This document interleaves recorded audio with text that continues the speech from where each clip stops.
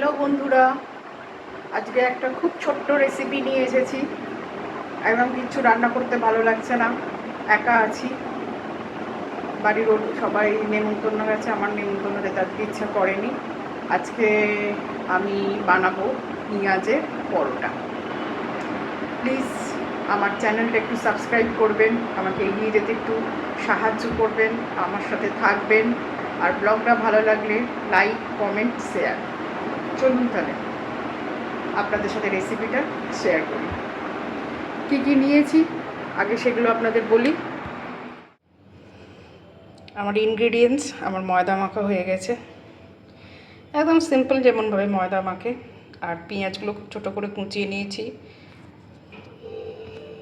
আর যা যা দিয়েছি, মরিচ, কাঁচা লঙ্কা, একটু ময়দা, কারণ পেঁয়াজ থেকে জল বেরোয়, নুন, আর হচ্ছে শুকনো লঙ্কার গুঁড়ো, ব্যাস, আর কিছু লাগবে না। আমি এটা মেখে নিয়ে পুর ভরিয়ে আপনাদের দেখাচ্ছি।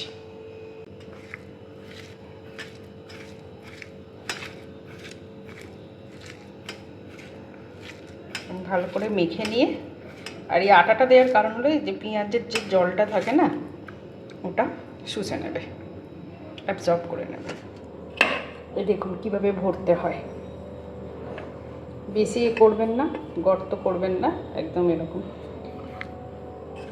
যদি মনে হয় পেঁয়াজটা একটু হালকা জল জল হয়ে গেছে, তাহলে একটুখানি ময়দা ছড়িয়ে নেবেন, কারণ জল জল যদি হয়ে যায় আর আপনি তাহলে বেলতে পারবেন না, ভেতরে ঢুকিয়ে দেওয়ার পর ফেটে বেরিয়ে আসবে। সেই জন্য পেঁয়াজের যে জলটাকে অ্যাবজর্ব করা খুব দরকার।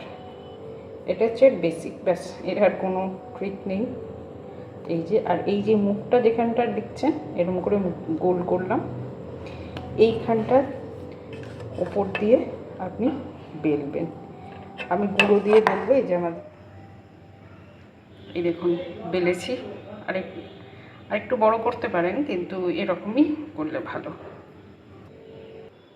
পরোটা দেখেছেন, আমার একটু বেরোয়নি, একটু মেয়োনিজ আর একটু সস, এই দিয়েই আমার খাওয়া হয়ে যাবে। খেতে খুব ভালো হয়েছে।